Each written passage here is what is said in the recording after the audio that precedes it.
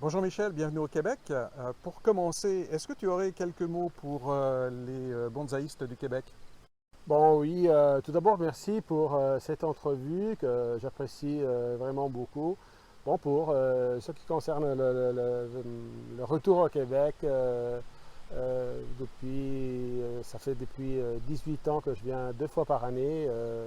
C'est comme retourner dans ma deuxième maison. C'est une belle habitude que j'ai prise. Je reviens ici, je revois les amis, les étudiants, et bon, j'ai la possibilité de faire du bonsaï dans la nature, tout ça est fabuleux, j'adore faire ça et j'adore retourner ici. Ma première question, elle est plus sur, moins sur le bonsaï et plus sur ce qui nous préoccupe en ce moment, sur la Covid, bien sûr. Est-ce qu'il y aurait quand même quelque chose de positif que l'on a pu retirer de tous ces événements? Bon, je dois dire que c'est sûr que on a passé un moment très difficile, on n'est pas encore sorti tout à fait de là, c'est pas encore terminé. Et je dois dire que le confinement a arrêté un petit peu mon activité pendant 18 mois. Mais on a toujours travaillé. L'académie, par exemple, a continué à fonctionner. Nous n'avons pas pu faire des réunions de présence, alors on a organisé des rencontres virtuelles en ligne avec les étudiants pour faire avancer le programme didactique prévu. On a organisé des classes d'études et projets, toujours avec les étudiants, des rencontres individuelles de technique, de botanique, selon les besoins de chaque étudiant. Le côté positif, bon, le côté positif, c'est de tout ça, c'est d'avoir expérimenté cette nouvelle formule didactique qui intégrera dans le futur les programmes de l'académie, afin d'avoir un contact continu avec les étudiants entre les deux rencontres habituelles de présence que généralement on fait et qui sont programmées au printemps et À l'automne. à l'automne. Avant d'entrer dans le vif du sujet, j'aimerais en savoir un petit peu plus. Je suis curieux de savoir comment Michele Andolfo a abordé le bonsaï depuis 25 ans. Depuis mon enfance, je me suis toujours dédié à l'activité artistique et créative en dessinant et en transformant, en construisant tout ce qui me passait par la tête. Et c'est ce que je fais encore aujourd'hui. Je dois dire que le moment qui m'a introduit au bonsaï, c'est environ est arrivé autour des années 90. J'ai été frappé par un bonsaï, la représentation en miniature d'un arbre en plastique. À l'époque, j'étais complètement ignorant du point de vue botanique et je croyais qu'il était vrai. À la fin, on m'a dit, non, regarde, c'est un bonsaï en plastique, mais on peut faire ça avec du matériel vivant, du vrai matériel, des vrais arbres. Alors là, pour moi, cette information m'a changé complètement la vie artistique, parce que j'ai vu la possibilité de faire de l'art, de la création avec du matériel vivant. Et ça, c'est vraiment, a été pour moi une illumination, Une révélation. une révélation. Et Michel, comment es-tu passé d'une activité euh, comment es-tu passé d'une activité d'amateur à une activité vraiment professionnelle? Ben, je dois dire que j'ai eu de la chance du début de cette activité, depuis le début de cette activité, de cette passion, d'avoir la possibilité de travailler dans une pépinière spécialisée en bonsaï près de Milan. Euh, Mon activité, j'avais en charge la collection de la pépinière et l'entretien des pièces plus importantes. En plus, je m'occupais des projets pour l'aménagement paysager et japonais. Et pendant ces années, j'ai eu la possibilité, l'opportunité de travailler avec les plus importants experts européens et italiens du bonsaï. J'ai organisé des réunions, des manifestations, des cours, des workshops. Et tout cela a aidé beaucoup ma connaissance, a accéléré ma connaissance et surtout mon apprentissage dans le bonsaï.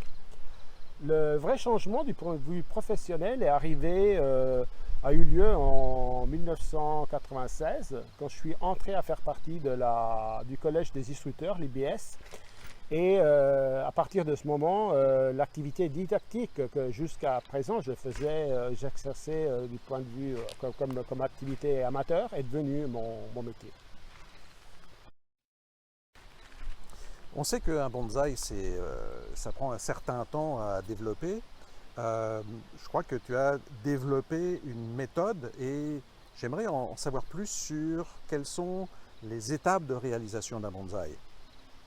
Dans la méthodologie que j'enseigne de mon école, la priorité est toujours l'arbre, est représentée par l'arbre, soit d'un point de vue botanique, l'état de santé et de vigueur de l'arbre, que d'un point de vue esthétique pour ce qui concerne ses caractéristiques esthétiques et son potentiel pour être transformé dans un arbre de qualité.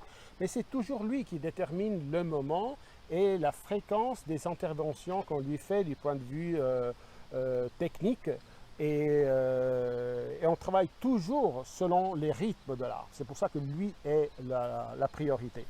Dans ma liste de priorités, la mise en forme d'un arbre passe à travers quelques phases préliminaires d'études et d'analyse du matériel brut. Cette phase d'étude permettra à planifier un projet qui sera ensuite suivi pendant toute la phase de mise en forme de l'arbre. L'objectif de la phase d'étude est d'identifier et valoriser les principales caractéristiques de l'arbre et les mettre en valeur à travers la solution finale, avec l'aide des principes d'esthétique qui garantiront équilibre, harmonie et dynamisme pour obtenir un bonsaï qui transmet de l'émotion. À propos de ces sujets, j'ai écrit 2 livres, le premier en 1999 et le deuxième en 2016, après environ 15 ans d'expérience, dans lesquels sont décrits tous les principes d'esthétique qu'on doit connaître et la méthode pour les appliquer dans la phase de projet de l'arbre et pour les mettre après en pratique pendant sa mise en forme. L'Académie de Bonsaï Andolfo du Canada a commencé ses activités il y a fort longtemps. Je voudrais que tu nous parles un petit peu plus des spécificités de l'Académie par rapport à d'autres cursus d'études du bonsaï. Oui, l'Académie, qui auparavant était mon école, l'Andolfo Bonsai Studio au Québec, a démarré son activité environ en 2005. Grâce à la confiance que Robert Smith a eue en moi. Robert est le propriétaire de la pépinière Gourbec, ici où on est, et à l'époque était le président de la SBPQ, la société avec laquelle on a créé ce partenariat qui a duré presque 15 ans. Au cours des 18 dernières années, beaucoup de choses ont changé. Des sociétés de bonsaï ont fermé leur activité, d'autres ont changé de nom. J'ai connu plusieurs présidents de différentes sociétés, mais l'école a continué toujours à fonctionner. Jusqu'à il y a quelques années, elle est devenue complètement autonome. Maintenant, c'est une OBNL avec une structure académique. Qu'est-ce que ça veut dire? La différence principale entre l'académie et l'école que j'avais avant, c'est que maintenant, les cours sont donnés pas seulement par moi, mais aussi par les instructeurs qui ont été formés après leur diplôme. Nous proposons des programmes didactiques en commençant par des cours pour débutants qui sont gérés par les instructeurs de l'académie, jusqu'à l'accès à mes cours avancés, et on continue avec des réunions pour les étudiants diplômés et pour les mêmes instructeurs. Michel, tu vis à Milan toute l'année, mais tu viens 2 fois par an au Québec. Je sais que l'aspect didactique de l'académie est identique en Italie et au Québec. Mais je voudrais en savoir plus sur l'aspect spécifique que tu enseignes au Québec.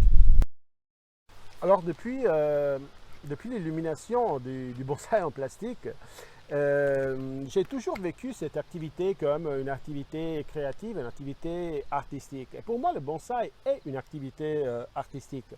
Une activité artistique qui doit être, abordée avec une mentalité, avec une méthode artistique. C'est sûr que la botanique et l'entretien, la culture de l'arbre est très important, mais ils sont importants pour rejoindre un but artistique. les connaissances de toutes les différentes techniques et disciplines qui nous permettent de construire un arbre c'est très important à approfondir tous ces principes et ces matières. Mais à la fin, tout ça doit apporter à créer un arbre qui soit beau parce qu'on doit faire un arbre qui soit agréable à voir.